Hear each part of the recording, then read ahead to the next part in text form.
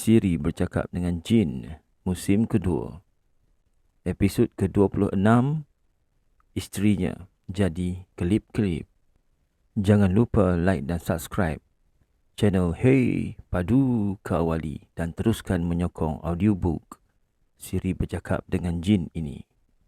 Dengan nada suara yang keras, Datuk menyuruh saya membakar sumbu pelita yang padam. Seluruh ruang rumah terang benderang. Udaludin masih terpaku dekat dinding rumah. Saya lihat Udaludin membongkokkan badannya sambil menekan perut. "Kau sedar apa yang berlaku?" tanya Datuk pada lelaki yang baru sedar dari tidur. Lelaki itu menggelingkan kepalanya beberapa kali. Datuk pun menceritakan semua yang telah terjadi kepada lelaki itu. Lelaki itu mengeluh panjang. "Masa isteri kamu mahu mati, apakah perkara ganjil yang kau nampak terjadi padanya?"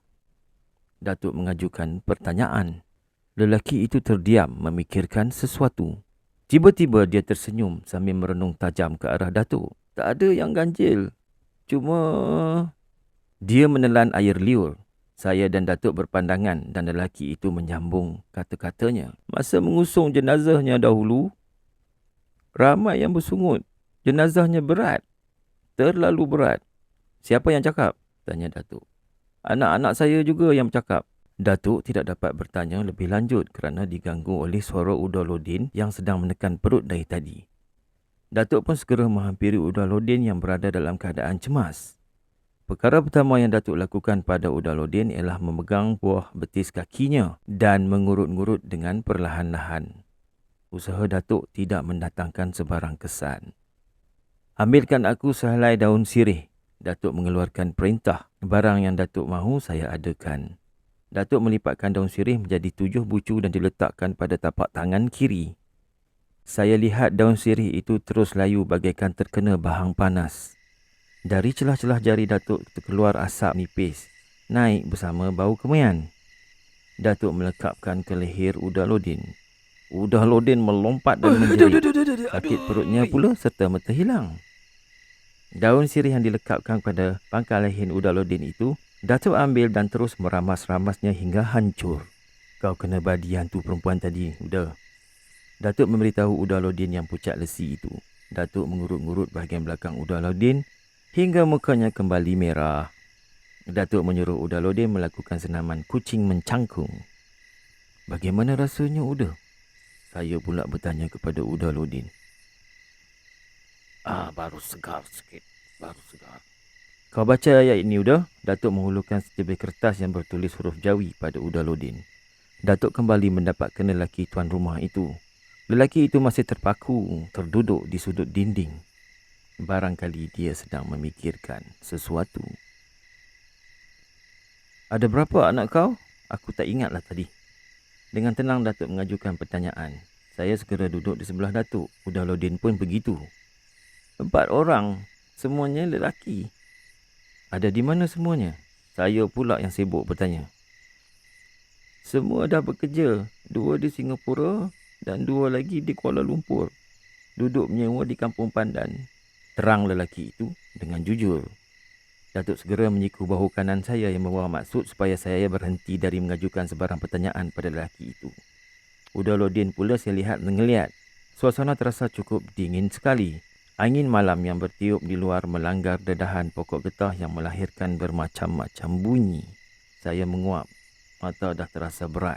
Cukup mengantuk. "Masih dini hari lagi. Baiklah kita tidur," kata Datuk. Dan saya secara tiba-tiba terasa mahu membuang air kecil. Saya terus merebahkan badan dengan harapan saya akan terlena dan tak payahlah saya membuang air kecil pada masa itu. Tunggu subuh sajalah. Betul tak? Namun ternyata rancangan saya tidak berjaya. Saya sudah tidak boleh tahan lagi. Seluruh pangkal pinggang saya terasa sakit. Saya mencampai pelita dan terus ke bahagian dapur untuk membuang air kecil. Selesai membuang air kecil, saya pun melangkah masuk ke ruang tengah. Kaki kanan saya tersepak sesuatu. Pelita pun saya rendahkan. Dengan pertolongan cahaya pelita, saya dapat melihat seketul tanah merah bersama secarik kain putih yang ada kesan darah kering. Bila kain dan tanah itu saya dekatkan ke lubang hidung, baunya memang busuk sekali. Macam bau bangkai. Bulu tengkok saya mula meremang. Saya meletakkan pelita di tempat asalnya dan terus merebahkan diri di sisi Datuk. Tetapi saya tidak dapat tidur. Macam-macam bunyi yang saya dengar di luar. Macam ada bunyi tapak kaki, orang melangkah dan memijak sesuatu di luar rumah. Saya juga terdengar bunyi suara ayam berkokok dalam reban dengan kuatnya. Saya cuba bangun untuk melihat di tingkap. Cuba-cuba meninjau. Datuk segera memegang dan menekan bahu kanan saya. Dia memaksa saya tidur. Orang curi ayam tu. Bukan.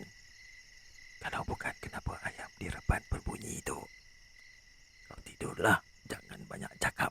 Subuh nanti aku ceritakan. Saya tidak dapat berkata apa-apa. Saya baring kembali dan akhirnya terlena. Sedang asyik dibuai mimpi, Datuk membangunkan saya untuk sembahyang subuh. Udaludin terus menjadi imam sembahyang subuh pada pagi itu. Bila matahari mula terbit di kaki langit, saya dan Datuk pun mandi embun. Seperti biasa. Kemudian Datuk mengajak saya pergi ke reban ayam kepunyaan lelaki tuan rumah itu. Saya terkejut besar bila terpandang beberapa ekor ayam mati dengan tali perutnya berjela-jela keluar. Saya lihat bahagian perut seolah-olah ditebuk dengan kuku. Bila Datuk memeriksa seluruh kawasan reban ayam itu, Datuk menemui beberapa cebisan kain putih yang ada kesan darah kering dan tanah merah. Sedang Datuk asyik membelek-belek ketul tanah dan kain putih itu, lelaki tuan rumah menghampiri Datuk. Beginilah keadaannya. Setiap kali benda itu datang ke rumah, habis perut ayam dimakannya, ujar lelaki itu dan Datuk pun mengangguk kepala bersetuju. Datuk meletakkan tanah merah dan kain ke tempat asalnya. Saya termenung panjang. Datuk mengajak lelaki itu masuk ke ruang dapur rumah. Semua kuali dan periuk dan nasi berselerakan. Lebih kurang pukul 10 pagi, beberapa orang kampung setempat datang menemui Datuk. Mereka bercerita pada Datuk sejak berlakunya peristiwa aneh di kampung tersebut. Banyak ayam peliharaan mereka mati akibat ditebuk perut oleh makhluk aneh itu. Manakala bahagian dapur mereka hampir setiap malam kena geledah. Nasi yang tinggal di periuk habis dimakan oleh makhluk ganjil itu. Biasanya, periuk yang sudah disentuh oleh makhluk ganjil itu tidak boleh digunakan lagi kerana dia meninggalkan bau yang cukup busuk. Macam selalu, Datuk memberikan janji untuk membantu mereka mengatasi masalah tersebut. Datuk juga meminta mereka supaya jangan melakukan sesuatu terhadap lelaki yang isterinya menjadi makhluk ganjil itu. Semuanya terjadi bukan atas kemahuan dia. Tentu tidak baik untuk orang lain yang membuat salah dan orang lain juga yang menerima hukuman, kata Datuk memberitahu mereka.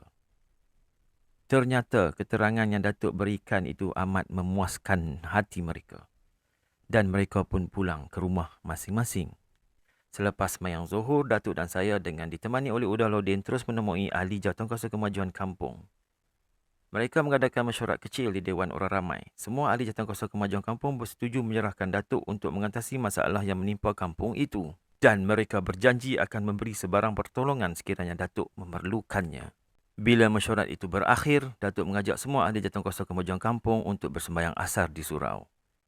Datuk menjadi imamnya. Dari surau kecil, kami pun menuju ke tanah perkuburan kampung itu.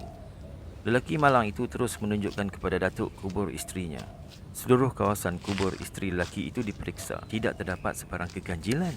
Nisan yang dibuat dari kayu teras berbentuk bunga rebung tetap utuh di bahagian kepala dan kaki. Pokok puding tetap hidup subur. Udaludin terus mengais-ngais daun getah kering dengan ganting getah. Beberapa ahli Jawatankuasa Kemajuan Kampung meminta diri untuk pulang kerana ada urusan masing-masing. Matahari petang kian menurun. Suasana di tanah perkuburan mula terasa sunyi. 2 kali saya mengajak Datuk untuk pulang. Datuk tidak mahu pulang. Dia masih mahu mencari sesuatu di situ. Udaludin terus membersihkan kubur dan lelaki yang kematian isteri itu termenung di pangkal pokok getah. Pukul berapa sekarang? Tanya Udaludin pada Datuk. Cepat-cepat Datuk merenung ke langit. Datuk mengerutkan dahi sambil merenung muka Udaludin. Lebih kurang pukul 4.30 dah ni Uda. Lelaki yang duduk di pangkal pokok getah itu segera bangun menuju ke bahagian batu nisan di bahagian kaki. Dia terus menolak segala daun kering yang terdapat di situ. Lubang, lubang. Saya segera meluru ke situ. Memang terdapat satu lubang dalam, ukurannya 1 kaki bulat. Bila saya mahu menjenguk di dalam lubang itu, Datuk datang dan menolak saya ke tepi. Kerana hari sudah beransur gelap, saya tidak dapat mengagak berapa dalam lubang itu. Datuk mahu menimbus lubang itu, namun hasrat Datuk tidak kesampaian kerana kami tidak membawa cangkul. Udaludin menutup lubang itu dengan daun-daun kayu kering sahaja. Dah berapa lama isteri kamu meninggal? Mendadak saja Datuk menyoal lelaki itu. Udaludin merenung ke arah kawasan perkuburan yang penuh dengan pohon senduduk dan anak ngena getah yang terpegun dalam kesamaran senja yang kian gelap. Suasana cukup sepi. Saya mula terasa takut. Itulah saya. Saya takut melihat batu-batu nisan yang terpacak. Macam-macam saya fikir. Hari ini genaplah 44 hari, jawab lelaki itu. Serentak dengan itu, saya terdengar pokok-pokok kecil di pinggir kawasan perkuburan bergoncang, seperti digoncang oleh orang. Saya menoleh ke arah bunyi itu. Disebabkan suasana bertambah gelap, saya tidak nampak sama ada pokok-pokok itu bergoyang atau tidak. Saya juga mula mendengar bunyi orang mencari-cari kain dan bunyi papan kena ketuk. Semua itu datang dari arah hutan kecil di pinggir kawasan perkuburan.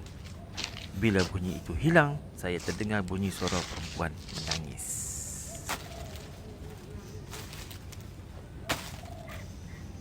Pada mulanya saya rasa itu adalah perasaan saya kerana saya ni penakut.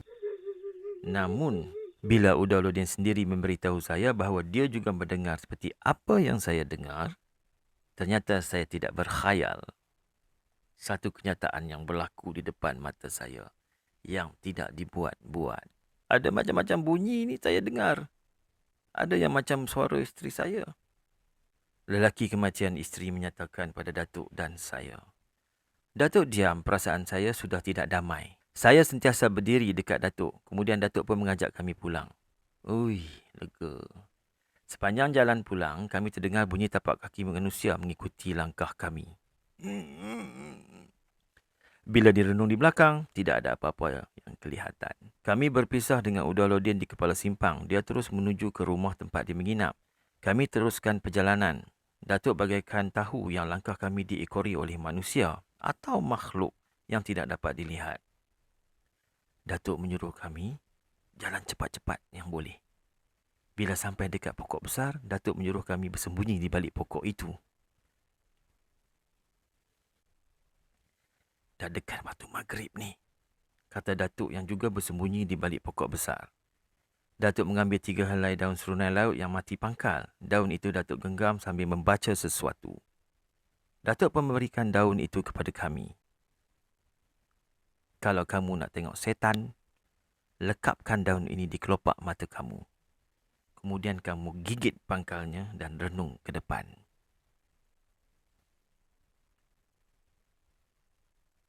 Arahan yang Datuk dikeluarkan kami patuhi. Dada saya berdebar. Apa yang saya lihat amat menakutkan. Saya ternampak satu lembaga berjalan terloncat-loncat. Bahagian bawah lembaga itu tidak sampai ke bumi. Dia bagaikan meloncat di atas angin. Bahagian atas atau kepala lembaga itu menajam ke atas. Kain putih yang membalut tubuh lembaga itu sudah koyak dan penuh dengan daun kering dan selut serta tanah merah. Lembaga itu menoleh ke arah kami. Bahagian mukanya dah hancur. Lubang matanya terpelohong ke dalam. Bahagian daging yang tinggal kelihatan menggerutu bagaikan kulit katak puru. Tulang pipinya menonjol ke depan. Hidungnya sudah tiada, tetapi giginya masih kukuh dengan rambut hitam terurai sehingga bahu. Lembaga itu mengeluarkan suara, sekejap macam suara orang menangis dan sekejap macam suara orang mengeluh. Serentak dengan itu terdengar bunyi suara gagak dan burung tukang sayup-sayup bertingkah dengan bunyi suara burung puyuh jantan. Suasana terasa amat menyeramkan. Lembaga itu terus meloncat ke depan tanpa menoleh ke arah kami lagi. Datuk pun meminta daun serunai laut dari kami semula. Daun itu Datuk genggam dan terus ditanam ke dalam tanah. Daun itu Datuk genggam dan terus ditanam ke dalam tanah. 2 kali Datuk melangkah kawasan yang sudah ditanam dengan daun serunai laut itu. Itulah isteri kamu. Selagi kamu tidak mengampunkan perbuatannya, dia tidak akan aman. Tetap berkeliaran di atas dunia hingga hari kiamat, beritahu Datuk kepada lelaki itu. Saya menggigit jari sambil menjeling ke arah wajah lelaki itu. Air mukanya nampak berubah mengundang rasa kesal yang amat sangat. Belum sempat lelaki itu memberikan sebarang jawapan, Datuk terus mengajak kami pulang. Datuk mengajak lelaki itu bersembahyang maghrib di surau. Lelaki itu menolak dengan alasan kepalanya terasa pening. Jadi saya dengan Datuk terus ke surau.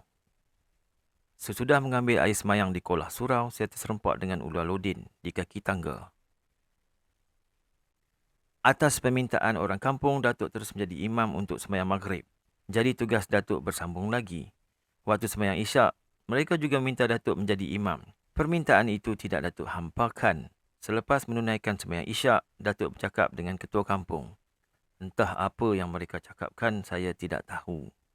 Tetapi selesai bercakap, ketua kampung terus bangun dan bercakap dengan lantang.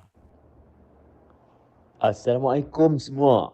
Mohon perhatian daripada semua jemaah. Malam ni kita cuba selesaikan masalah yang sedang membelenggu kampung ni. InsyaAllah kita cuba selesaikan malam ini juga. Allahumma salli ala Muhammad. Saya minta orang yang ada di sini ikut saya ke rumah Latif bersama orang tua ni. Kata ketua kampung sambil menuding jari kelingkingnya ke arah Datuk. Ketua kampung memerintahkan 3 orang kampung mengambil cangkul dan daun pisang abu. Orang yang diperintah itu segera keluar dari perut surau. Beberapa saat kemudian, orang yang diperintahkan tadi pun tiba. Datuk melarang mereka masuk ke dalam surau. Datuk suruh mereka duduk sahaja di kaki tangga surau. Angin malam terus bertiup kencang. Datuk mengambil lampu gasolin di tengah surau lalu dibawa turun. Orang dalam surau mengikut Datuk turun. Kita ke sana semuanya. Tetapi sepanjang jalan menuju ke rumah itu, saya minta orang yang ada ini membaca surah Al-Fatihah dan Qolia di dalam hati. Jika ada sesuatu yang ganjil, jangan tegur atau direnung. Tiba-tiba semua orang yang berada di halaman surau terkejut. Lampu gasolin padam dengan sendirinya. Beberapa ketul tanah merah melayang dalam gelap mengenai tubuh badan orang yang berkumpul. Suasana menjadi gawat. Datuk pun menekuk kedua belah telinganya dengan tapak tangan. Bila Datuk menjatuhkan kedua belah tangannya seperti sedia kala, bau busuk mula menerpa ke dalam lubang hidung orang ramai. Dan disusuli dengan bunyi ketawa yang amat memanjang. Bunyi bergegar bagaikan digoyang oleh satu tenaga yang amat kuat pun kami terasa. Tiba-tiba, lampu gasolin kembali menyala. Saya melihat beberapa kumpulan kelip-kelip datang menuju ke arah kami. Cahaya yang keluar dari punggung kelip-kelip itu menerang sebahagian daripada halaman surau. Datuk membuka kain ikat kepalanya lalu mengibas-ngibas ke arah kelip-kelip itu hinggalah kumpulan kelip-kelip itu berpecah dan hilang. Beberapa orang yang berkumpul di halaman surau terus menghilangkan diri. Kumpulan yang berjumlah lebih dari 20 orang itu menjadi kecil jumlahnya. Tinggal kira-kira 5 orang sahaja. Datuk tersenyum. Dia tahu kumpulan yang lain sudah pulang ke rumah masing-masing. Tidak sanggup berhadapan dengan percubaan dari syaitan.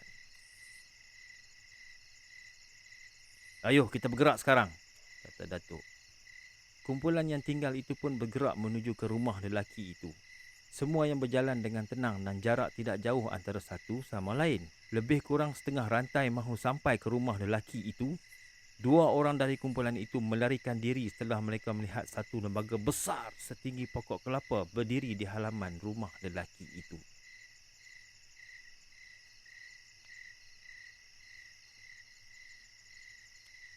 Beginilah, saya tak mahu rancangan ini gagal malam ni.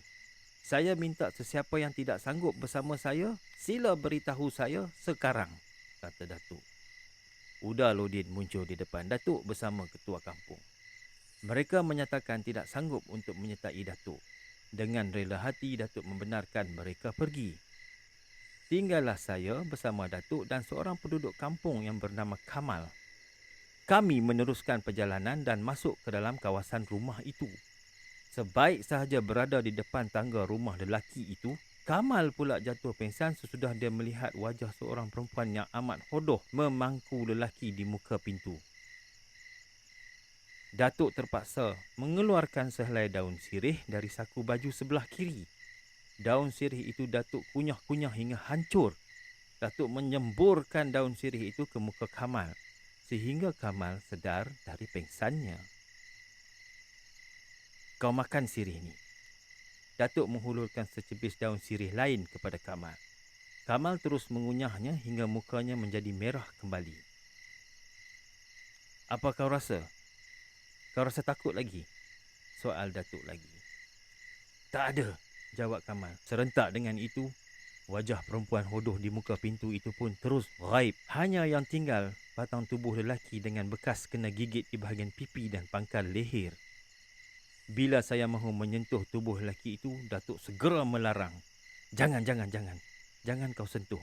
Nanti kau pula kena badinya. Saya terdiam.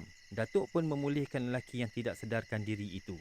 Lelaki yang kelihatan lesu itu tidak boleh bangun dan terpaksa diusung ke tanah. Datuk membiarkan lelaki itu terkapar di halaman. Dengan pertolongan sinar gasolin, saya melihat lelaki itu cuba bangun tetapi dia tidak berdaya. Datuk dan saya serta Kamal terus masuk ke bawah rumah. Dalam beberapa saat, lembaga perempuan itu muncul dan cuba menghampiri lelaki yang terkapar di halaman itu. Lelaki itu cuba menjerit tetapi suaranya tidak keluar. Lelaki itu cuba bangun tapi ternyata dia tidak berdaya. Datuk menepuk bumi dengan tangan kirinya sebanyak 3 kali. Lembaga yang berwajah amat menakutkan itu merenung ke arah kami. Saya dan Kamal tidak sanggup memandangnya. Kami segera merenung ke arah lain. Datuk bangun dan menghampiri lembaga itu. Datuk dan lembaga itu berhadapan antara satu sama lain. Lagi sekali saya melihat mulut Datuk berkumat kamit membaca sesuatu. Lembaga itu bagaikan ditekan oleh suatu kuasa, lalu segera sujud di hadapan kaki Datuk. Datuk tidak mengambil kisah lalu mengambil tanah dan dikepal-kepal tanah itu dengan tangan. Dari tanah asal kamu, ke tanahlah kembalimu. Tanah yang dikepalnya dikenakan pada bahagian tubuh lembaga itu. Satu jeritan yang amat menakutkan berlaku di malam yang sepi itu. Lembaga itu hilang dan tempatnya segera digantikan dengan beribu-ribu kelip-kelip sambil mengeluarkan cahaya yang amat terang. Kelip-kelip itu berkumpul dan memanjang naik ke udara. Datuk segera menyuruh Kamal mengambil cangkul dan kami bertiga meredah malam menuju ke tanah perkuburan dengan segera.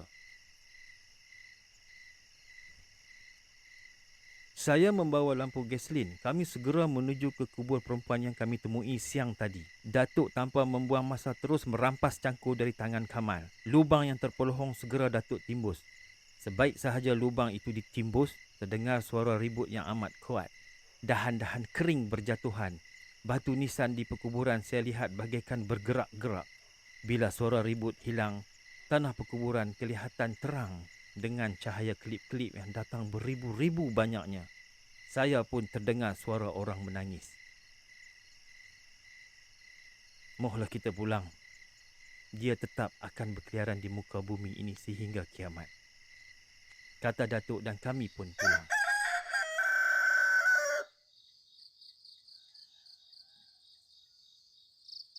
Waktu kami sampai di rumah lelaki itu, hari sudah subuh.